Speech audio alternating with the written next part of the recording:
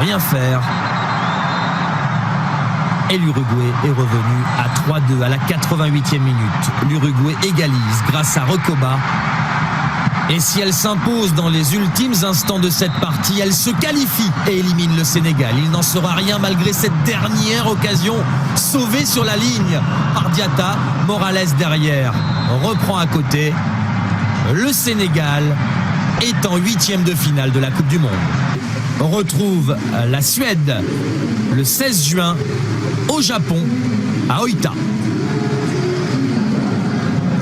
21 des 23 joueurs sénégalais sélectionnés évoluent dans des... Les deux buts, je dis ça à ma mère que j'aime bien. Et puis, pour vous dire, Henri Camara restera toujours Henri Camara. Quart de finale contre le flamboyant Sénégal de Bruno Metsu. La Turquie compte sur sa bonne étoile et n'a plus peur de rien après 36 le rapport avec une presse toute puissante. Merci à cette équipe du Sénégal qui a apporté un souffle de fraîcheur sur cette Coupe du Monde, tout comme la Corée du Sud d'ailleurs. Le Sénégal qui tombera avec les honneurs. Voilà, donc on se rappelle de cette période, c'était en 2002, rappelez-vous, comme tey 31 mai ci la Sénégal gagné woon France ci Coupe du Monde bi nga xamante ni ñoo ngi ko doon amal ce jour-là ñu ngi koy fàttaliku moo tax tey dañu yeewu am sentiment de nostalgie donc du coup ñu tàmbali ak parcours bu exceptionnel bu équipé comme tey le 31 mai diggante Séoul Corée du Sud foofu la ñu ko doon amalee et voilà parcours équipe nationale bu Sénégal ci boobu temps dem nag ba quart de finale donc loolu lañu leen bëggoon nuyoo tey ci télévision Futur Média d'ailleurs midi mooy doog a jot ñu kontaan dellu si waat ak yéen ni ñu koy defee chaque jour diggante 11h45 jàpp 14h30 on va revenir ci période boobule 31 mai 2002 ba 31 mai 2022 lu neexee noonu ñun ñëpp bëgg nañu continuer di ko dund ak suñu équipe nationale bis boobu ba ci président Abdoulaye Wade il était sorti pour jubiler àndandoo ak sénégalais yi c'était il y a très longtemps ça fait maintenant 20 ans comme quoi le temps il passe vite gis nga tey dañuy gën a reconnaître ni am na ay dates yoo xamante ni kenn mënu ko fàtte surtout bis bi nga xamante ni équipe nationale bu Sénégal dóor na équipe bu France keroog gis ngeen ko noonu président Macky Sall mu ngi àndoon ak Macky Sall mi nekk président léegi à l'époque il n'était pas président mu ngi bokkoon ci gouvernement bu maître Abdoulaye Wade mais c'était extraordinaire on va revenir sur ça déglu keroog bi nga xamante ni Sénégal gagné na équipe bu France réaction bu maître Abdoulaye Wade à l'époque en Madior Boy Macky Sall ci ginnaaw maître Abdoulaye Wade jour bi kenn dootu ko fàtte donc des moments de souvenirs yu extraordinaire allez ñu préparer leen ay sujets yu am solo comme d'habitude information divertissement daañu ñëwaat ci mbir moo xamante ni ma nga xewee ca plage bu Cambérène jot ngeen ko suivre mais dañ ciy ñëwaat ak ki nga xamante ni moo di Aminata Mbaare Sow puisque découverte macabre la foofee ci plage bi ab bébé bu faatu ñu seen ku ko doon suul ba mu daw loolee la ña nekkoon ca plage boobu lay gis daañ ci ñëw ci kanam tuuti et puis dinañu ñëwaat ci incident bi nga xamante ni moo amoon ci hôpital Aristide Le Dantec ba ñu dakkaloon lépp loo xamante ni jëmoon na ci ñu programmé woon ci bloc opératoire ba loolee ay intervention chirurgicale yu ñu programmé woon samedi depuis samedi dañu ko annulé dinañ ci ñëw léegi nii ak Cheikh Diop ki nga xamante ni moo di Amadou Ba et puis dinañ leen won inauguration wu bateau bi li nga xam ne ni mooy bateau hôpital bi gën a mag au monde ñu inauguré ko ca fi nga xam ne ni mooy port autonome bu Dakar président Macky Sall ak yeneen i chef d'État jot nañu assister ci événement boobule et puis manquement yi nga xamante ne ñu ngi koy seetlu ci suñu infrastructure Abdoulaye Cissé bu télévision Futur Média def na ci ab gëstu manquement yooyu nag dafay causer ay dégâts ci hôpitaux yi ak yeneen ci ay édifices publics yoo xamante ne am nañu ko fii ci Sénégal yenn saa yi nga gis ñu frais xaalis bu bëri ci bërëb boo xamante ni pour ñëpp la mais bu ñu demee ba mu yàgg soit day am ay fissures wala mu am ay jafe-jafe yoo xamante ni daf ñuy xaw jaaxal et pourtant pourtant li ñuy dépenser pour di ko tabax dafay bëri dinañu ñëw ci extrait boo xamante ni témoignage bu Abdoulaye Cissé la bu télévision Futur Média par exemple am na ci CM boo xamante ni bu Sibi Gare bi nu ko defaree daanaka fere nañ ci lu toll ci 500 millions waaye nag réceptionné waat nañu ko 2018 te déjà mu ngi nekk en ruine et pourtant lu toll ci 600 élèves la ñu fa évacuer on en parle tout à l'heure et puis bu leen fàtte dinañu leen jël enfin dañ leen di jël léegi nii dès à présent la ñuy tàmbali plutôt ibbi téléphone yi ak fu ngeen mënti nekk ci 88 628 22 22 wala 88 628 04 05 Teranga Sénégal nag li ci neex mooy ci midi plus bi dafa am lu ci yokku li ci yokku nag mooy boîte yi benn bu ci nekk am na personnalité bu ñu ko tuddee soit boîte Abdoulaye Wade Aline Sitoé Diatta donc vous apprenez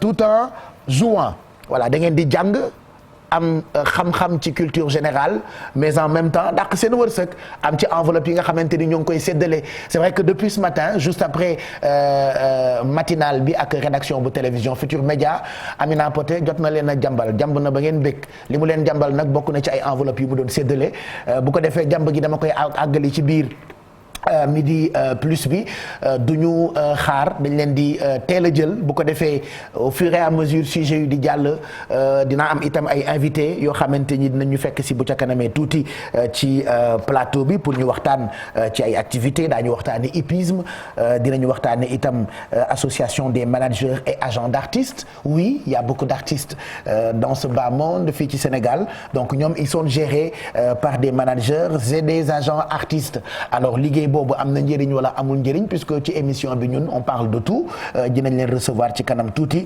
ci midi plus bi donc ñu ngi leen di xaar 88 628 22 22 wala 88 676 06 06 dinañ leen jox ci li nga xamante ni mooy cadeau yu Teranga Sénégal bokk na ci pariru or bokk na ci ay téléphone portable yi mujjee génn Fold 2 bi ak 3 bi iPhone 12 Pro Max ak 13 Pro Max chambre à coucher ak salon boo xamante ni ñoo ngi ko jëlee Ombelico meuble ñu ngi teg itam kër ba pare li neex mooy bu ngeen composé benn ci numéro de téléphone yi ngeen jot ñu en direct ak ngeen ñàkk ñoo jot en direct da ngeen di bokk ci tirage yu kër gi nga xamante ni valeur am mu ngi toll ci 40 millions déjà xam ngeen ni 60 millions mooy enveloppe bi nga xamante ni Orange Money moom la teg ci table ji et puis 40 millions groupe Futur Média lëkkaloo ak Sonatel Orange teg ko ci ngir mu doon cadeau wala teranga bu nganda ci télévision Futur Média ak ci yeneen émission yi nga xamante ni ñu ngi jàll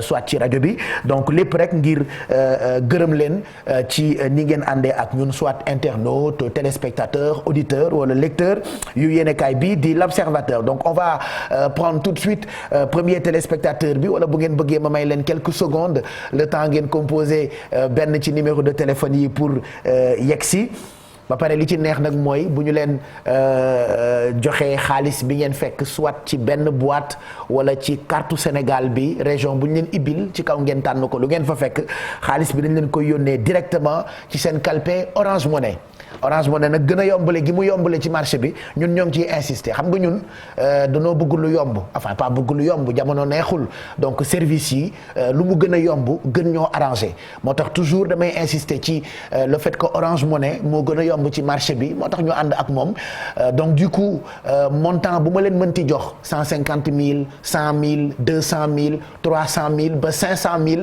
mën naa ko maye tey ci mardi bi 31 mai bu ko defee dañ leen koy yónnee directement ci seen ay téléphone portable dama leen koy yónnee ngeen jot ko ci tàng-tàng bi pour prouver ni lii ñuy def ku ci wërsëgam nekk rek di nga ci am ku ci sa wërsëg nekkul nag xaw ma ci yow dara voilà ku ci sa wërsëg nekkul rek defe naa du ma xam ci yow dara donc maa ngi leen di xaar ma may leen juste quelques minutes 88 628 22 22 wala 88 628 04 05 bu leen fàttee Wido mooy plateforme bi nga xamee ni moo gën a garaaw Netflix voilà xam nga ñun dañuy xëccoo Netflix yenn saa yi nga am ci benn abonnement séddale ko su fukki xarit waaye nag fii Sénégal am nañu suñu yëf mu ngi tudd Wido WIDO voilà Orange moo ñu ko jagleel si vous avez vraiment envie de regarder des séries des films des documentaires des concerts wala lépp lu jëm ci ay contenus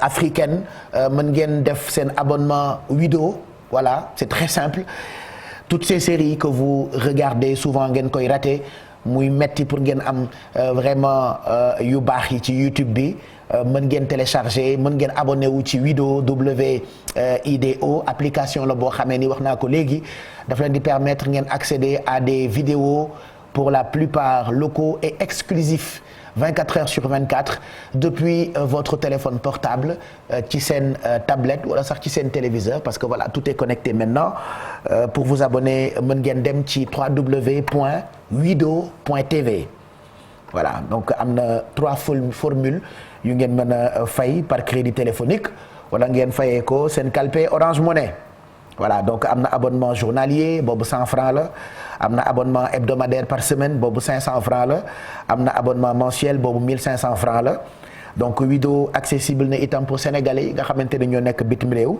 mën ngeen def seen abonnement à 4,57 euros maanaam 3000 francs donc c'est très pratique moo gën a garaaw Netflix voilà midi 12 très rapidement ñu jël téléspectateur bi njëkk di woote tey ci midi plus bi bu ko defee ngeen bokk bu baax ci teranga yi nga xamee ni ñoo ngi koy séddale 60 millions moom ngeen di gis ñu bind noonu 88 628 676 plutôt 05 05 allo allo allo. allo. ayca na woote yi gaaw 100000 200000. 300000. am na ci carte Sénégal bi région boo xamante ni dégg naa 500000 a ngi ci. xaw ma nag ban région la nii ngeen yeewoo rek nii ngeen xëyee nii soit vous êtes au bureau soit liggéeyu leen yéen a ngi ci biir kër gi soit yéen a ngi ci fi ngeen di liggéeyee mais ne yéen a ngi sàcc di seetaan télé bi ci seen ay téléphone portable wala sax ci ay téléviseur profitez-en c'est le moment ou jamais profitoo leen bu baax léegi nii ci enveloppe yi ñuy séddale xam nga boo yeewoo banque woote ci télé bi ñu may la 300000 wala nga xëy banque woote ci télé bi ñu may la 100000 kese loolu dara dàq ko mën nañu leen jox ci yeneen cadeau yi voilà pariru or bi xam naa ni yéen ñëpp seen xel a ngi ci bii nag ñu ngi ko jëlee luxury bijouterie by Khadim Nia voilà Khadim Nia ubbi na showroom fii ci Dakar waaye boo demee fi nga xamee ni moo di Gambie luxury bijouterie ngi foofu li nag mënu ko jagleel regardez c'est magnifique jigéen ñëpp bëgg nañu ko keroog ci fête des mères bi dimanche passé bi may def grand maye bëggoon naa ko maye mais bon finalement paquet ju Bercy bi moo dem lii tam dañ koy maye kër gi moom ku woote ak heure bu mu mënti doon midi pluso seetu bewo wareefoo dëggantaanoo ak heure bu mu mënti doon même bu dee xaaju guddi bu ngeen xasee ba composé benn ci suñu ay numéro de téléphone seen numéro déjà dafay nekk ci suñu ay machine voilà donc ñu boole leen ci tirage u kër gi nga xamante ne mu ngi toll ci 40 millions voilà très rapidement balaa ñuy ñëwaat ci fait divers bi nga xam ne ni moo xewee ca place bu Cambérène puisque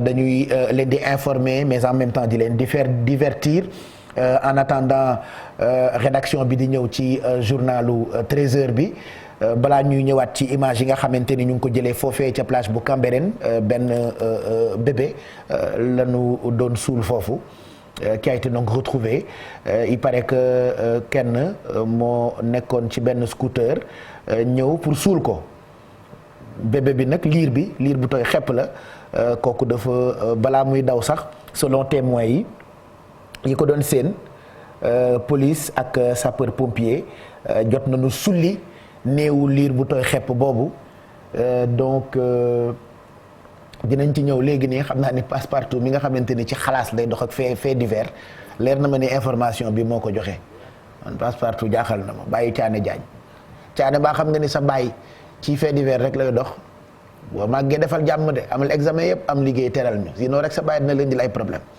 parce que moom liggéeyam bi seetu ci xarit seetu ci àndandoo waaye yàlla baax na. Bon, c'est vrai qu'il y a des choses yoo xamante ni ça fait tellement mal un bébé quoi un bébé liir bu tooy xepp ñi bëgg am doom ni mu bëree liir bu tooy xepp mais am na ci yenn yoo xamante ni des fois doo sax komp quoi li xale yi di wax doo komp ñoom may sa la ñuy wax doo komp Tons dafa dégg de ay comp non doo comp franchement doo comp quoi jël bébé rek liir bu tooy xepp ne da nga koy suuli dee na ba pare nga ñu da nga koy suuli ci plage bi c'est grave hein? On va pas commenter dinañu bàyyi xool fan la wànnent di mujjee ki gëtam donc découverte macabre la ca plage bu Cambérène avant d'en parler ou avant de vous montrer reportage bi nga xam ne jëlee nañu ko fa ak Aminata Mbaré Sow ñu xoolaat fu ngeen toll ci woote yi ay ca gaaw leen waay aw ma temps damay am ay invité ci kanam on va parler de beaucoup de choses en même temps donc da ngeen di gaaw damay maye rek donc mënuma maye ba pare toog di xaar quoi ça c'est impossible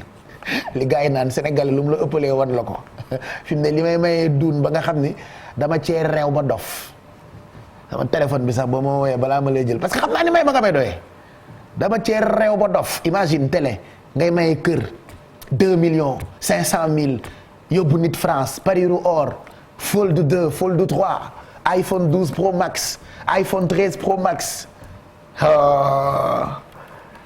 come to Dubaï allez qui sera le premier téléspectateur de ce midi waaye gaaw leen waay damaa yàkkamti daa am ci yu ma ne mënuma xaar kenn gaaw leen 88 628 22 22 wala 88 628 04 05 60 millions moom la ñu teg ci table ji pour di leen ko séddale chaque jour ci télévision Futur Média ba noppi itam li tax Midi Plus bi gën a neexati da ngeen di am ñetti option voilà soit ngeen tànn carte bi ngeen di seen sama ginnaaw carte bi bu ngeen ko tànnee région bu ngeen tànn lu ngeen fa fekk ci enveloppe dañ leen koy yónnee léegi ci tàng-tàng bi bu leen neexee itam ngeen tànn boîte yi y a des boîtes yoo xamante ni benn bu ci nekk tuddee nañu ko benn personnalité boobu nag da ngeen di am culture générale mais vous faites en même temps de l'argent et puis boîte joker bi démb defe naa 200 000 moo ci nekkoon voilà donc tey xaw ma lan moo ci ne mais chaque jour ak lu ciy nekk puisque c'est une boîte joker allô. oui. allo. allo. kooku kan la. man la Jalle Lay. yow la. Jalle Lay Jalle. Jëlele. Jalle Lay. ah Jalle Lay. waaw. Jalle Lay am naa sama benn mag bu tudd Jalle defe naa Jalle Lay Jalle yow fan nga dëkk. Touba. naka waa Touba. nii si. nu ngeen def ak tàngoor bi. ah xanaa tàng rek. fii day tàng na moom boo jëlee omelette sotti ko ci tali bi sax mu ñor boo jëlee nen sotti ko ci tali bi sax mu nekk omelette. ah fii de moom tàng na trop. Dakar a gën a tàng xam nga nit ñi dañoo foog ni région yee tàng Dakar de tàng na tàngaay boo xamante ni boo daggee sa dogu beurre boo ko tegee ci naaj bi mu seey. ah yàlla baax na. ah yàlla kay waxul kenn dara gis nga sànq bi ma xëyee bay ñëw gis naa koo xamee ni dafa toj nen bi omelette bi mu doon ndekkee da koo toj ko ci tali bi nen bi ñor. ah loolu moom garaaw kon tàng na de. garaaw na kay ñuy def. yow Jalle man ngay tiiñal.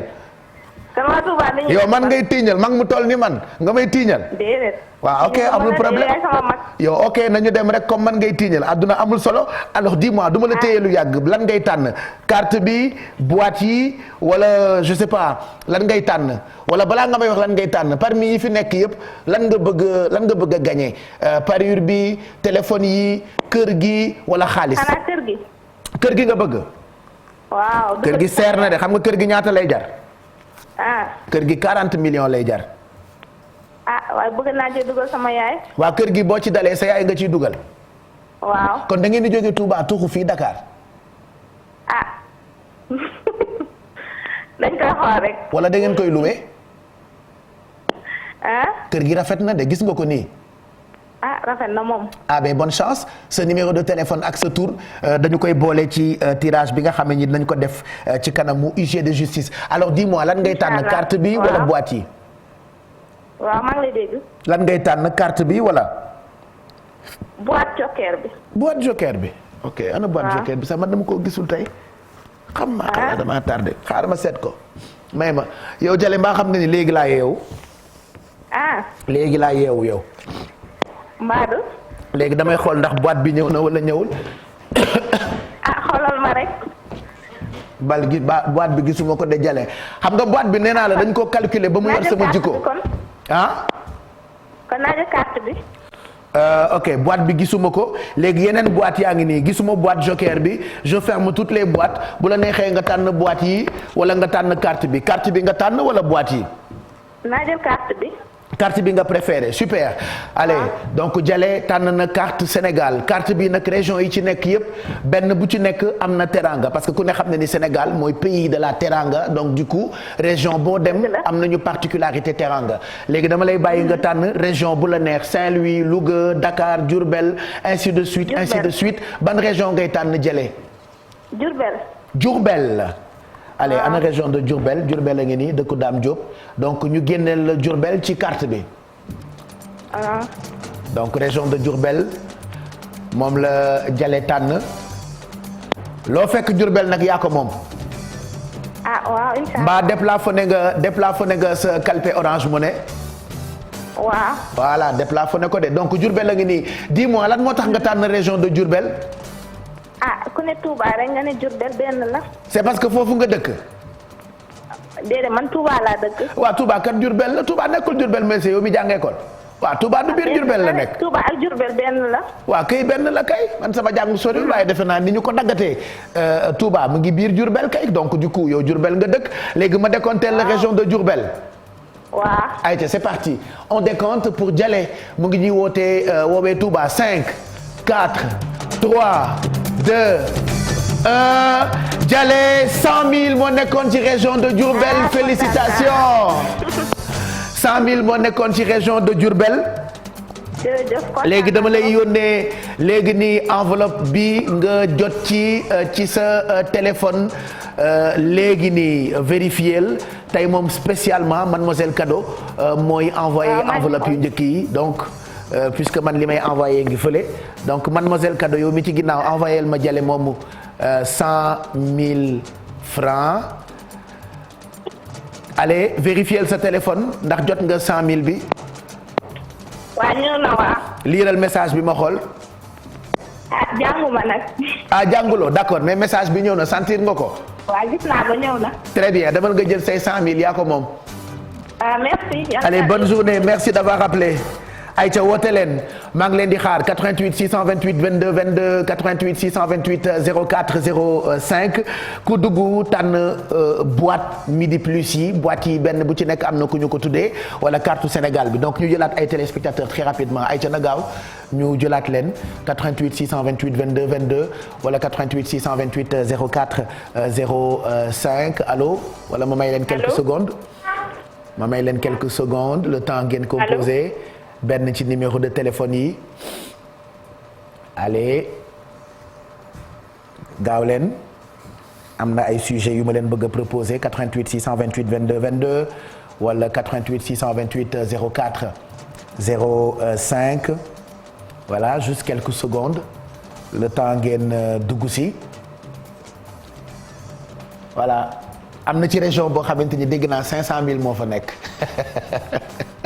région boobu de jar na saraxe pour xam ban la bu ko defee da ngay woote rek ñu ubbil la ko buñ la ko ubbilee nag 500 000 yooyu ci saasi dañ leen koy yónnee ci seen calpe Orange Money donc mun ngeen a déplafonner seen calpe Orange Money moo gën a yombalee ci marché bi maa ngi insister boobu ba tey am na ci montant boo xamante ni par exemple bu dee yeneen services yi ñuy envoyé xaalis par exemple 1000 francs ngay fay mais bu dee Orange Money même montant boobu la 800 francs ngay fay donc 0,8% ah y a rien de tel amul kenn koo xamante ni moo gën a yombulee li nga xamante ni Orange Money mu ngi ñu ko jagleel et puis bu ngeen télécharger application bi da ngeen di am self service par exemple yenn saa yi da ngay juum yónnee xaalis kenn est-ce que xam nga ni balaa nit ki récupérer xaalis bi am ngeen possibilité annuler ko seen bopp te du ngeen dem ci ay agence wala ci ay points yoo xamante ni Orange Money fa ne maanaam ak application bi rek vous pouvez tout faire avec mën ngeen ci def lépp parce que self service la donc téléchargez leen ko que vous soyez abonné Orange ou pas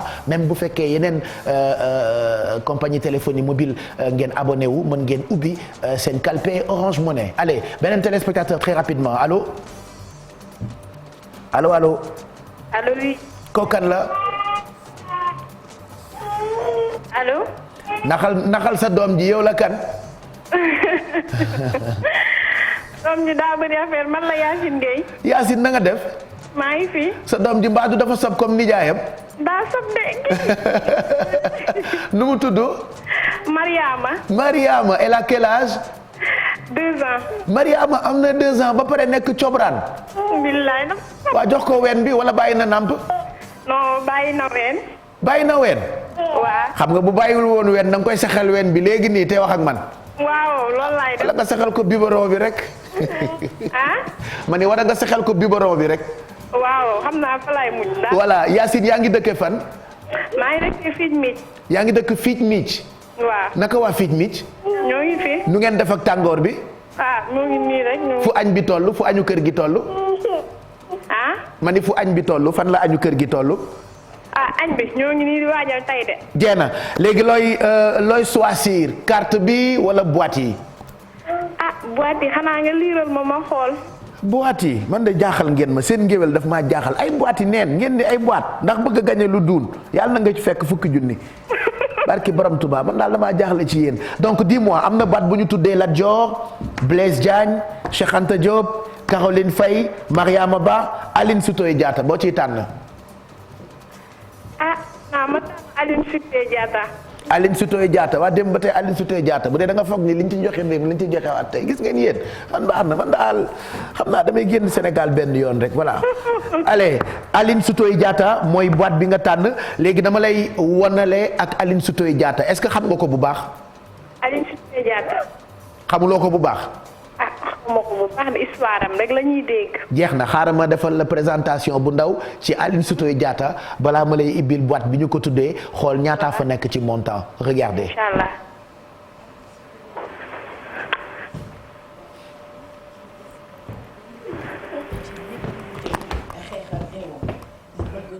nag bokk na ci fexe rek ba lépp lu jëm ci wàllu administration coloniale réewam bile daal di cee mën a génn moom ca Cabrousse la gane àddina atum 1920 la woon ca Casamance léppam nag ameewul woon ci ni mu ko bëggee ndax bokkul woon ci famille boo xamante ne xëj na am bi tolloon na noonu loolu sax tax moom mile nekkoon na dokeer ca Casamance liggéey itamit comme mindaan file ci Ndakaaru Aline Sitoé Diatta jigéen bu ràññeeku ñu koy woowee la dame de Cabrousse mi ngi faatu ñaar fukki fan ak ñaar ci weeru mai atum 1944 ca Tombouctou la woon ca Mali. mu ngoog Yacine. naam. dégg nga li ñuy wax ci Aline Sitoé Diatta.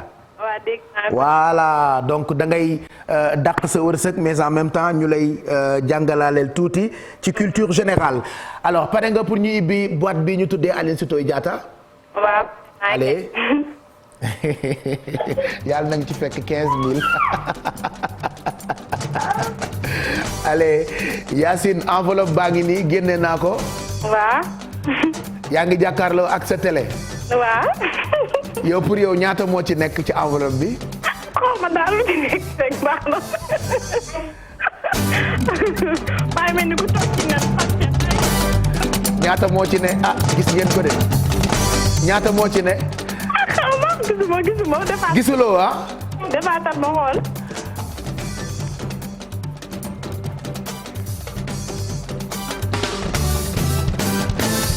mais yow ñaata nga imaginer moo ci nekk.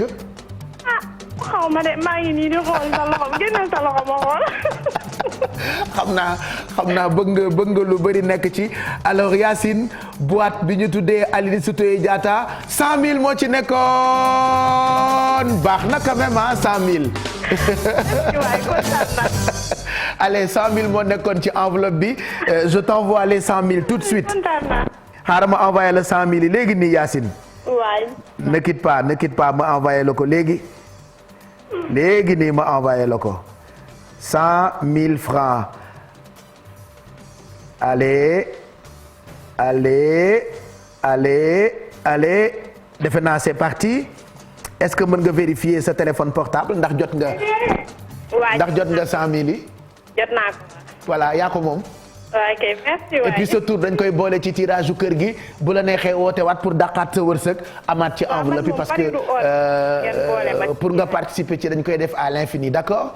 merci. allez merci d'avoir appelé donc Yacine moo tànnoon boîte Midi Plus bi bi ñu tuddee Aline Sitoé Diatta donc enveloppe bu toll ci 100 000 moo ci nekkoon donc 100 000 yooyu la ñu ko yónnee ñu jëlaat beneen téléspectateur 88 628 22 22 wala 88 628 04 05 dans quelques instants ñu won leen découverte macabre bi nga xamante ni moo amoon ca plage bu Cambérène encore sans vie d'un bébé a été donc retrouvé ci plage bi benn waay bu nekkoon ci scooter il paraît que moo fa ñëwoon doon ko suul di suur liir bu tooy xepp boobule balaa daw selon témoins yi nga xamante ni jot nañu tase ak ñoom nee nañu waa ji daal bi mu ñëwee daal dañ ko seen muy suul bi ñu ko gisee nag ci la daw police ak sapeur pompier yi jot nañu sulli liir bi ba noppi itam def li ci war Aminata Mbare Sow fekkee na ko. jëy amati fële ca plage bu Cambérène 2 ab néew xale bu ndaw la ñu daal di fekk ñu suul ko ci image yi police ak sapeur pompier daal di egsi ci bërëb bi ngir sulli néew bi lee ci ay kàddu yoo xam ni ay xale nee nañu fekkee nañu mbir bi muy am nee nañu seen nañu benn xale lu góor moom moo daal di suul xale bi ci booru plage bi ginnaaw biñ ko yuuxu ci la daw moom nag ci ab scooter la nekkoon police ak sapeur pompier daal di quadriller zone bi ngir mën a def seen liggéey ñi nga xam ni ñoo dëkkee gox googu wala ñi doon romb taxaw di seetaan mbir mi lee lii nag di ab découverte macabre boo xam ni day yokk liste yi nga xam ni ay xale yu tuuti lañu dañoo faatu wala sax ñu rey leen ci ay circonstances yu doy waar ci nouvelle yi ñu mujjee am koor gi lee daal di nañ koy yóbbu ca morgue hôpital Aristide Le Dantec ab enquête ñu daal di koy ubbi ngir xam ñi amal jéye jojule. Voilà donc c'est une information pour yéen ñu ko loupé ñu ñëwaat ci comme rappel mu xewee ca foofee nga xamee ni moo di plage bu Cambérène merci Aminata Mbare Sow allez continuez d'appeler midi 32 nanu xoolaat yeneen i téléspectateurs teral leen bu ñii di bég ñii ngi jooy loolu mooy àddina voilà moo tax toujours je vous dis cultiver la joie parce que léegi àdduna bi doy na waar xeetuk doy waar boo xamante ni lu ne fi xew et rien n'arrive pas qu'aux autres yenn saa yi ay mbir day am ñu foog ni ñeneen ñi rek lay dal waaye lépp mën na noo dal donc nañu profité bu baax ci sunu ay moment de plaisir di xool fan la wànnent nar a mujjee ki gëtam ci liir bu tooy xepp boobu nga xamante ni moo faatu ba pare ab waaye dawal scooter am ba ca plage ba ne daf ko fay suul mu ngoog fan yi moom incident yi dafa bëri ci dëkk bi xoolal démb ñu ngi waxaat fële hôpital Aristide Le Dantec daanaka lépp luy intervention chirurgicale yu ñu prévoir woon ci bloc opératoire bi programmé ko depuis samedi yëpp dañ ko annulé fermeture boobule li ko waral mooy électricité bi infrastructure sanitaire boobule dafa amoon ay perturbation ci wàllu courant baisse de tension bu fa amoon la selon directeur hôpital bi Cheikh Diop d'ailleurs suivre nañu ak information boobule. bloc central bu hôpital Aristide bu Dantec lépp lu ñeel wàllu intervention chirurgicale ñu daal di koy dakkal boobaak léegi toll na ci ñetti fan li ko waral bokk na ci baisse de tension ñu nekk fii ci salle 5. samedi bi ci suñu benn salle yi am na boo xamante ne dañu sentir ne courant bi stable woon trop ñu ne nañ ñu taxaw pour vérifier waat circuit bi yëpp parce que benn bloc opératoire la ak juróom benn salle. donc ñaari salle yi nga xamante ne moom la ñuy defee urgence ak yeneen salle yi ñuy defee programme réglé yi ñuy defee programme réglé amul benn problème urgence yi aussi benn bi rek moo am problème wante pour fàggandiku moo tax ñu ne nañu suspendre tey ñu def li ñuy tuddee maintenance préventive. panne bi nag li ko waral jamono yi xamaguñu ko bu ñu sukkandikoo itam ci ki nga xam ne moom moo yor wàllu courant bi. maa ngi xool problème bi ba léegi tureeguma situation bi. juróom benn salle moo nekk ci bloc central bu hôpital bile ñaar yi doon yu urgence jamono yi nag ñu daal di tëj lépp directeur bu hôpital bile di xamle rek ne yeneen i intervention ñu ngi koy def ci yeneen i service rappelé ne aussi am nañu ay yeneen salle ay yeneen bloc opératoire yoo xamante ne nii ñu ngi fonctionner am nañu ay salle d'opération au niveau de l'urologie bloc opératoire uro am nañ fa juróomi salle. ophtalmologie aussi am nañ fa ay salle ñu ngi dox CGO maternité aussi am nañu fa ay salle ñu ngi dox donc bloc central rek la ñu suspendre activité yi tey. hôpital Aristide bu Dantec doon aw hôpital centenaire l'installation yi nag daanaka yàgg na ci loolu itam ñu sàkku ñu daal di coppi wala boog tëggaat bi la hôpital ba noppi itam daal di gën a ñoŋalaat lépp lu ñeel wàllu paj. Voilà, j'espère que vous n'avez pas loupé cette information ñu ñëwaat ci léegi nii doon fàttaliwaat incident boobule ma nga amee woon ca bloc opératoire bu hôpital Aristide Le Dantec. Merci Cheikh Diop.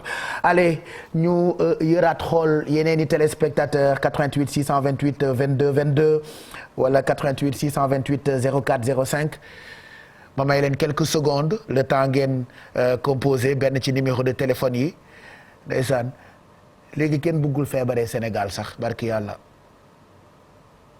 dama metti de bu hôpital bi baaxul xaalis bu bëri dañ lay laaj donc du coup boo amul xaalis doo faju mën nga am xaalis sax dem fekk hôpital ba am ay écoute jafe-jafe yoo xamante ni mooy loolu mais bon yàlla baax na moo tax bi ma gisee président Macky Sall di inauguré bateau hôpital civil bi gën a mag ci àdduna j'étais content je me suis dit bon peut-être bateau bi dina yàgg Sénégal et que ñenn ñi feebar dinañu mën a profité dem ci bateau boobule quoi parce que bateau la boo xamante ni il paraît que ñoom ñi ko defar dépensé nañu ci lu ëpp 126 millions de dollars yu ñu ci investir voilà bateau bi am na 200 lits d'hospitalisation am na ñaari clinique am na benn laboratoire de formation te ñun moom wóolu nañu tubaab bi xeetu wóolu boo xamante ni te parmi tubaab yi am na ay borom xam-xam. am na ci itam ñu nëx ñoo xamante ne xamuñ dara waaye bu ñu séenee nit ku weex tàll rek ci ay mbir dañ naan non ay tubaab a ñëwoon même ñun ci suñu télé yi de am na ay jamono yoo xamante ni njàgga daf ñu daan xëbal bu ñu amee installation yu bees rek ñaari tubaab la yuusu di convoqué nga gis xale yëpp daw non tubaab yaa ngi installé plateau bi alors que parmi ces tubaab la am na ci sénégalais yu leen gën a muus waaye comme ñoom it danoo mbong et que lépp dañu koy def comme il faut donc bateau bi puisqu'il y a des tubaab on va en profiter di fa faju en tout cas inauguration bi def nañu ko il y avait notre président Macky Sall et d'autres chefs d'État qui étaient là donc président de la République assisté ci événement boobule je rappelle que plus de 126 millions de dollars la ñu investir président Macky Sall d'ailleurs il a invité ses pairs pour ñu soutenir action humanitaire yooyu la nga xam ne ni bateau bi mu ngi koy amal Alhassane Ba ak Alioune Diagne ñoo ca demoon. bateau bi ñu daloo tey ñu duppee ko Global Merci nekk na bëgg-bëgg ju yàgg ji nga xamante ni mat na ci jamono ji mu di bateau bi gën a mag bateau hôpital bi ñëw ñoŋal wàllu wér-gu-yaram fii ci Afrique.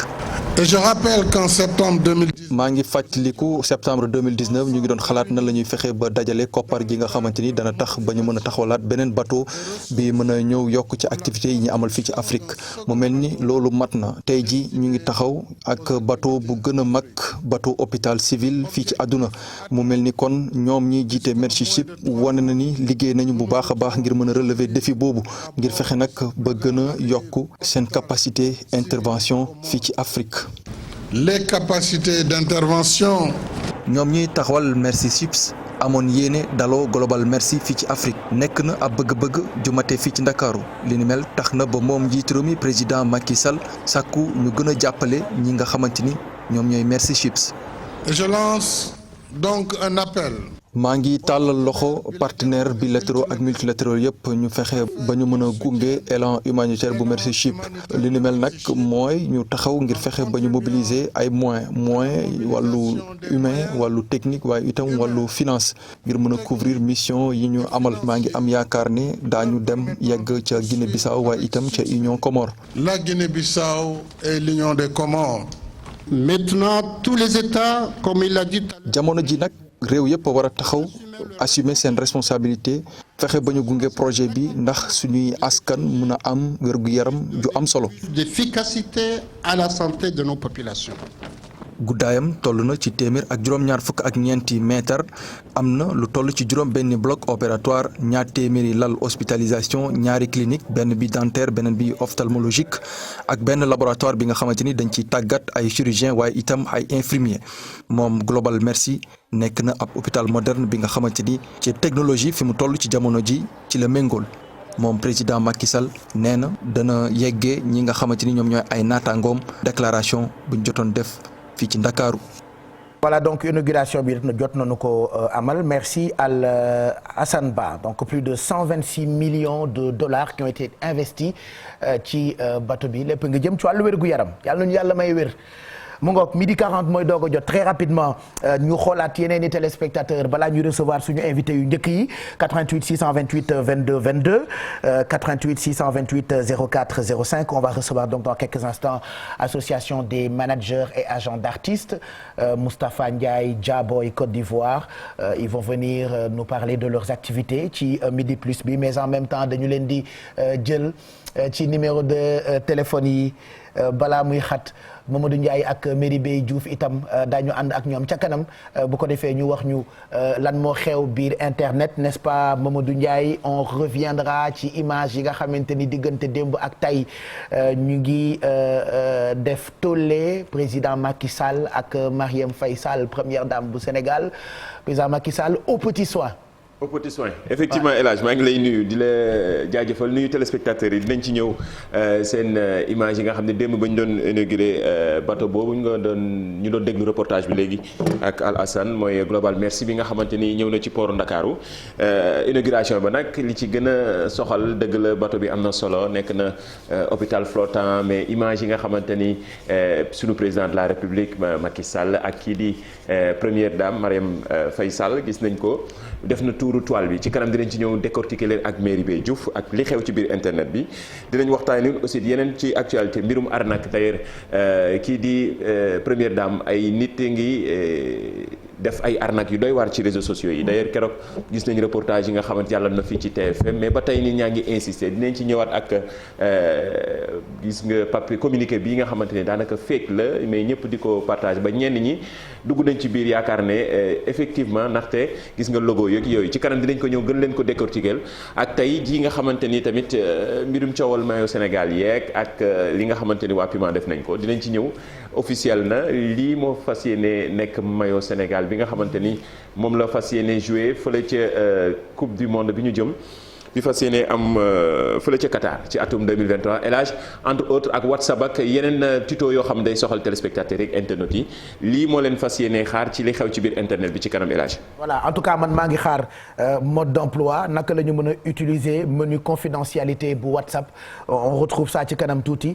ci sa diggante ak Merry Beye Diouf. en même temps rédaction bu télévision Futur Média benn waxtu bu jotee ñu ànd ak ñoom bu ko defee ñu présenter ñu journal bi en attendant ñu àggali ak sujet yi en même temps jël leen ci numéro de téléphone yi ban téléspectateur mooy duggaat ñu bàyyi ko mu tànn bu ko neex yéenay choisir entre boîte yi wala carte bi bu ci nekk nag am na dara moo tax yenn saa yi ñu ne ma jeu la waaye man damay préférer maye parce que jeu day bëri ay conditions tu vois un peu c'est vrai que idée de base bi mooy jeu oui en télé on doit faire des jeux il faut xaw ma nan la ko am na nu ko ñoom Corombaar Ndiaye di waxee il faut un tout pour faire un monde xaw ma nan lañ koy waxee voilà il faut des jaxato il faut des supame il faut des carottes pour faire un bon plat de ceebu jën donc pour faire de la télé il faut vraiment plusieurs choses mais nag lii nag du jeu lu ñuy mayee la rek parce que allo tànn naa Thiès ñu bil la Thiès fekk fa 200 000 yónnee la ko fi nga toog loolu kay bokkut ak kan mooy maire Thiès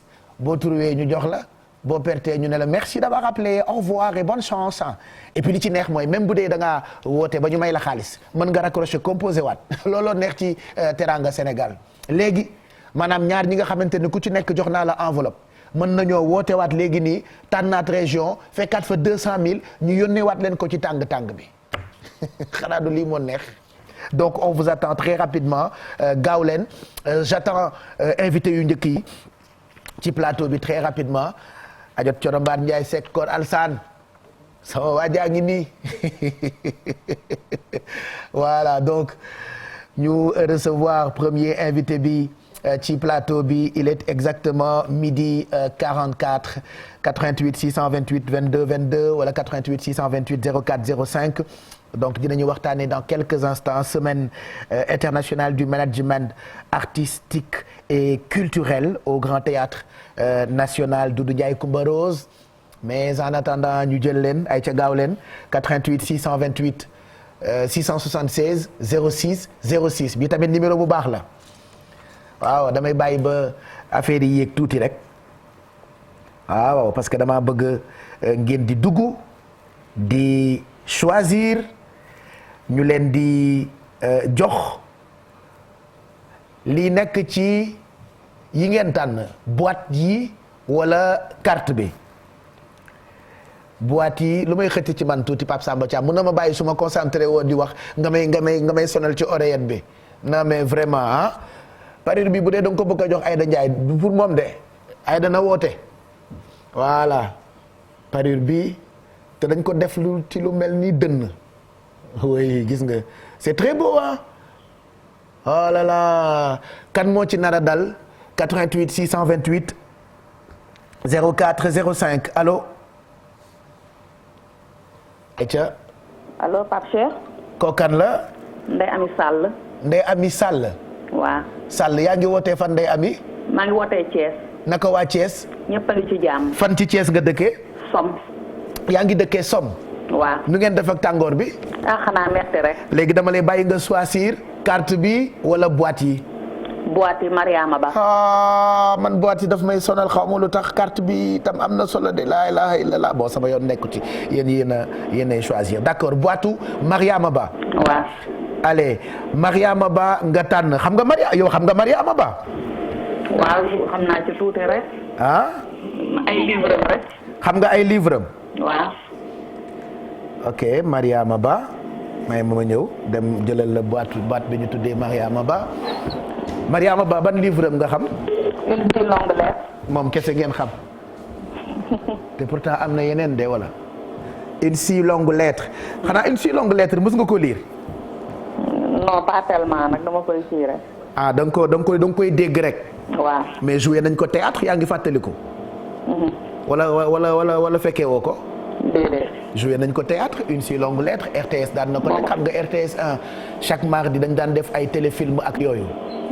donc joué nañ ko théâtre ba noppi livre la bu garaawa ndeysaan bi muy commencé livre bi loolu dama ko miin Mariama Ba mu ngi naan Aïssatou j'ai reçu ton mot en guise de réponse j'ouvre ce cahier point d'appui dans mon désarroi notre longue pratique nous a enseigné que la confidence noie la douleur Mariama Ba moo mënoon bind maamu Ndey Fatou Kandji léegi dama lay ibbil boîte bi ñu tuddee Mariama Ba loo fa fekk ci enveloppe yow yaa ko moom d'accord.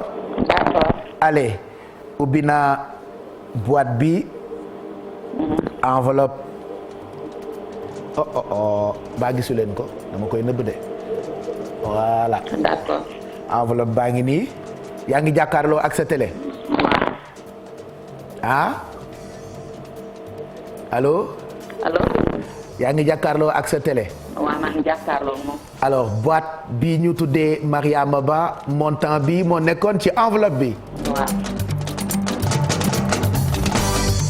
lii ñaata la. xaw ma ko def. ah. xaw ma ko def. xamuloo ko. 100 000. dégguma. 100 000. 100 000. waaw. voilà 100 000 moo nekkoon ci Mariama Ba moom laa lay envoyé léegi nii mbaa déplafonné nga sa calpe Orange Money. waaw. donc ne quitte pas ñu envoyé la léegi. waaw. 100 000 francs. waaw. ñu yónnee la léegi nii 100 000 francs yaa ngi jàkkaarloo ak sa téléphone. waaw. jeex na boo vérifié léegi di nga jot message bi 100 000 francs yaa ngi dëkk Somme ca Thiès. Somme. waaw xam nga Thiès moom bu ñu la fa yónnee 100 000 francs jëlal Thiès man moo fay dem vacances su ma yegsee sama xaalisu retour boutiquier bi laa koy dénk allez vérifier sa téléphone.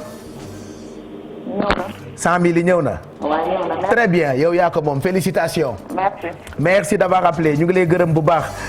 merci ci woote bi allez ñu continuer di leen jël ci 88 628 22 22 wala 88 628 65 65 88 628 65 65 ñu bàyyi leen ngeen tànn soit boîte yi wala carte Sénégal bi bu ngeen tànnee carte bi lu ngeen fekk ci région loolu lañ leen di envoyé léegi ci tàng bi ci seen calpe Orange Money donc gën a yombule loolu defe naa leer na ba noppi itam gën a am sécurité seen calpe Orange Money application bi li ci neex nag mooy self service la mën nga annuler sax envoi maanaam boo yónnee juum mën nga annuler li nga xamante ni yónnee nga ko bu amaatee téléspectateur léegi nii ñu jël ko 100 000 150 000 200 000 300 000 400 000 ba 500 000 en attendant ngeen di woote ñu accueillir suñu invité bu njëkk Cheikh Ndoye merci d'être là Cheikh Ndoye ñu ngi lay gërëm ci teewaay bi pour waxtaanee événement bu am solo boo xamee ni yéen a ngi koy préparer jëm ci wàllu hippisme mais d'abord j'aimerais que tu nous présentes structure bi balaa ñuy ñëw ci 11e édition Grand Prix Renaissance africaine ñu koy amal le 3 le 4 ak le 5 juin 2022 mu ngi jëm ci wàllu hippisme. waaw Pape Cheikh ginnaaw bi ma waxee auzu billaahi mina shaytaani rajiim bismillaahi rahmaani rahiim maa ngi lay fay di kontaan vraiment ci dalal bi nga xamante ni moom nga ñu dalal ci plateau bu mag bi muy Midi Plus. di nuyu ses téléspectateurs aussi di nuyu sénégalais yi nga xamante ni ñoo koy seetaan à travers la diaspora. donc Welcome Events structure la boo xamante ni dafay yëngu ci wàllu événementiel. donc ñu ngi ko amal depuis 2010 donc mu ngi am premier événement am en 2011. ñu njëkk organisé. course à Thiès. mu nekkoon course boo xamante ni Grand Prix de la Renaissance ñu ko tuddee. mais pourquoi course quoi parce que dawal fas moom. d'où importance ñu invité la. fii Sénégal d'habitude ci yeneen la ñuy gën a sóobu. mais dawal fas quoi hippisme. j'ai vu que même ay xale dañuy ñëw di ko def y a tellement de Sénégalais yoo xamante ni ils sont passionnés de dawal fas quoi d'hippisme. mais Pape Cheikh dama lay remercier aussi ci relance bi nga ma relance noonu ci question boobu. parce que tey bu ñuy wax waxu dawal fas. beaucoup de Sénégalais dañuy jàpp ni que ni dawal fas foo la. mais man dama jàpp ni dañuy dawal fas du foo dawal fas liggéey daf ci nekk. parce que tey ni ñuy waxtaanee ci football. gis économie bi nekk ci ginnaaw industrie bi nekk ci ginnaaw. noonu la fas mel. parce que tey fas soo gisee xale yi nga xamante ni ñoom ñoo gàll ci ginnaaw. parce que tey soo gisee lorsqu'on parle en France tey France su ñuy wax ci fas. dañuy wax que ni industrie du cheval la ñuy wax. parce que tey le cheval en France il est représenté par une industrie. dafa am lu nekk ci ginnaaw dafa dox sax. mais même fii parce que tey je donne un exemple tey fii nii tey su ma la waxee ni tey un jockey. tey moo ëpp salaire fonctionnaire au Sénégal. ah bon waaw jockey mooy kii dawal fas. kii dawal fas ok parce que tey y a des jockeys yoo xamante ni le mois mën nañ am 1 million 200 par mois. loolu baax na de. parce que tey jockey bi tey da ngay gis jockey boo xamante ni dina daw 5 catégories bu nekk mu raw 800 000 sur les 800 000 il a 15 ou 20%. ci gain yooyu noonu. sur 5 courses ou 3 courses mën na classer 2 ou 3 courses. donc chaque dimanche mën na wàccee waale benn 300 ou 400 000 francs. sans compter contrat yi nga xam te ni moom la ñuy signé. donc tey te sénégalais yu bëri loolu xamuñu ko d'où l'importance nag de Welcome Events. parce que tey Welcome Events bi mu ñëwee parce que bi ñu koy dooree ay jeunes la yoo xamante ni moyenne d'âge bi amuñu woon 30 ans. donc bi ñu fi ñëwee ñëw fekk fi ay mag fekk fi ay kilifa. yoo xamante ne naam lañ doon def baax na. mais il fallait que tey ñu yokk ci dara. il fallait que tey ñu apporter de la plus-value. wane ni que ni lii liggéey la te nit ñi war nañ ci mën a am koom. moo tax tey Welcome Events bi mu ñëwee ci ay atam yu njëkk li mu njëkk essayé mooy prise de Paris. maanaam fexe organiser prise de Paris. ci biir milieu course Sénégal parce que tey soo seetloo tey. LONASE bi nga xamante ne tey moom moo fi nekk tey di organiser prise de Paris. li muy organiser ci ay fasu jàmbur la koy organiser. donc te tey ñun su fekkente ni secteur bi tey bëgg nañ mu dox ba nga xamante ne tey sénégalais yi tey jeunes yi nga xamante ne dañ ci nekk am ci yaakaar. di ci dundal seen ay kër di ci dundal seen ay waajur. donc tey ñu mën ci am dara moo tax tey dès première année wu Renaissance Welcome Events teel na comprendre que ni. tey foofu la ñu war a yegg moo tax bi mu ñëwee première année deuxième année rek. daanaka ci troisième année dafa li mu njëkk expérimenté mooy prise de Paris. donc te bi mu ko expérimenté. te réussir na ko te mooy structure bu njëkk bi nga xamante ne tey ci Sénégal. moom moo njëkk organiser prise de Paris ci suñu course fas yi nii. voilà alors ngeen tuddee ko Grand Prix Renaissance africaine. muy am ci week-end bi. le 3 le 4 ak le 5 juin 2022 déjà Wally Seck moom mu ngi préparé tëggal leen guddi gu mag mais y a beaucoup de jeunes beaucoup d'enfants qui sont passionnés de chevaux bëgg ko mais peut-être souvent dañuy foog ni boo amul moyen doo dem pour def discipline bile comment peuvent-ils faire pour intégrer ce monde des chevaux ñoom xale yi surtout Pape Cheikh tey pour maanaam def parce que fas ñaari sport dañ ko séq. benn bi muy équitation. benn bi muy course.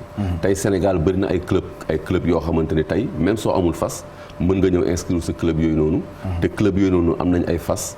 te dinañ la jàngal war bu fekkee ci wàllu équitation la yaa tey ku mel ni Pape Seck tey mu ngi mbaaw di ci def liggéey bu am solo d'ailleurs même événement bi spectacle bi nii ñoom bokk nañ ci parce que tey samedi bi dina am équitation dimanche bi aussi dina am équitation donc tey fas foofu la tollu Sénégal parce que tey fi ñu toll nii Sénégal yëpp jàpp naan dañu bëgg fas parce que tey gis nga boo gisee lii nii nga xam te ni tey ñuy wane nii tey soo gisee tey lii mbaaw la fi ma la wax si Pape Seck donc tey fas lu accessible la peut-être que nit ñi ñoo ko jël yóbbu ko foo xamante mais c'est quelque chose d'accessible tey Sénégalais yi léegi commencé nañ ko comprendre moo tax tey engouement bii ni nga xam te ne tey am na ko tey loolu it Welcome Events liggéeyam daf ci bokk parce que tey soo defee remarque tey Welcome Events ça fait pratiquement plus de 12 ans liggéeyam yëpp c'est pour promouvoir le cheval voilà donc lan mooy programme bi ci ñetti fan yi le 4 ak le 5 juin voilà programme bi mu ngi nii la tëddee programme bi vendredi lay commencer parce que tey ku xam événementiel parce que tey événementiel nekkatul rek bien vrai que tey dañuy yëngu ci wàllum course